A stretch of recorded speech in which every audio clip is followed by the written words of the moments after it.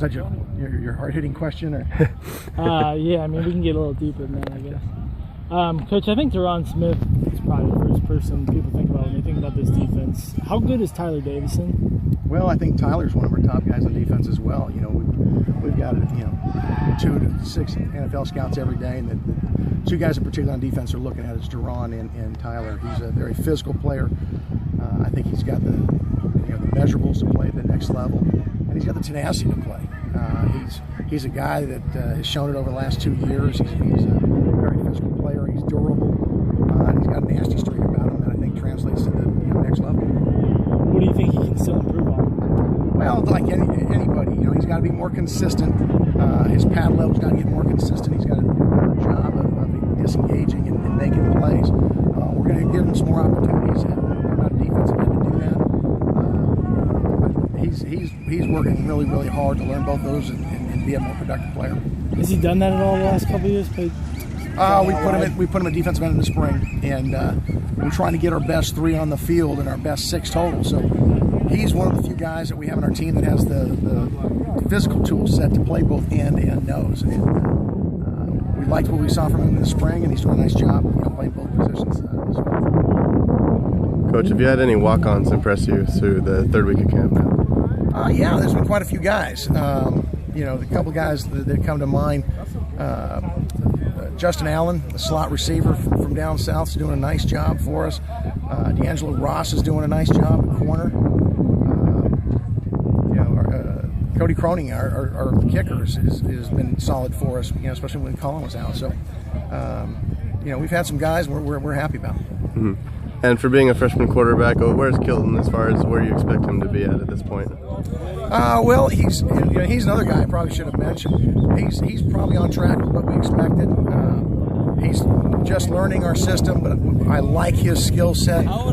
He's very athletic. He works his tail off in the weight room, so he's going to be a guy, in my mind, in a couple of years, will be very similar to a Brandon Cannett. Physically, he'll be up that 225. Throws the ball really, really well. Comes out quick. He's likely to redshirt this year unless we got an emergency situation.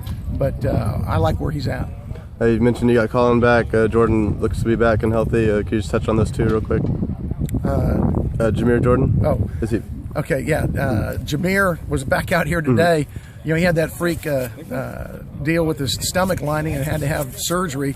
But he's back today and out practicing. He can't be doing a whole lot of contact, but it was good to see him out, and it's good to have Colin back. His situation back home is settled in, and that ball's popping off his leg. He was kicking it home, but it's nothing like being around his teammates and getting it done.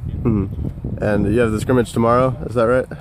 We'll have a mock scrimmage tomorrow. It won't be a live scrimmage. We may have 1 or 2 live periods, but we go through all of our situations from putting on our game gear, our rollout, where we practice for pregame, all those situations. We got a bunch of new guys that haven't done it before, so we go through all that, and then some game-like situations. We'll probably have a situation where we're backed up. Situations where we may have to do what we call a Geronimo field goal, where you have no timeouts left, you got to run guys off the side. A lot of game situations of substitution, going from offense to punt. Defense, maybe we're in nickel to bring in our punt safe team on. All those kind of situations that you occur during a game that you don't necessarily practice every day on. And is the focus of practice when you come back on Friday, is that going to change a bit? No, probably just a little bit more driven on SC. We've been into our USC game plan. We're still doing some situational work along with it, but we're going to get more and more laser-like focus on USC and not doing the whole season stuff. Coach, can you talk a little bit about how Josh and Deron have embraced their leadership role?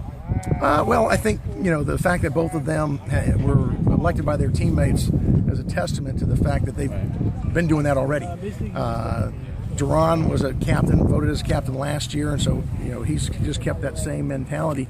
It's new for Josh. Being a senior and being the guy who was very, very productive for us last year, guys look to him for the leadership example, and I think he's doing a nice job stepping up to that. All right, thank you.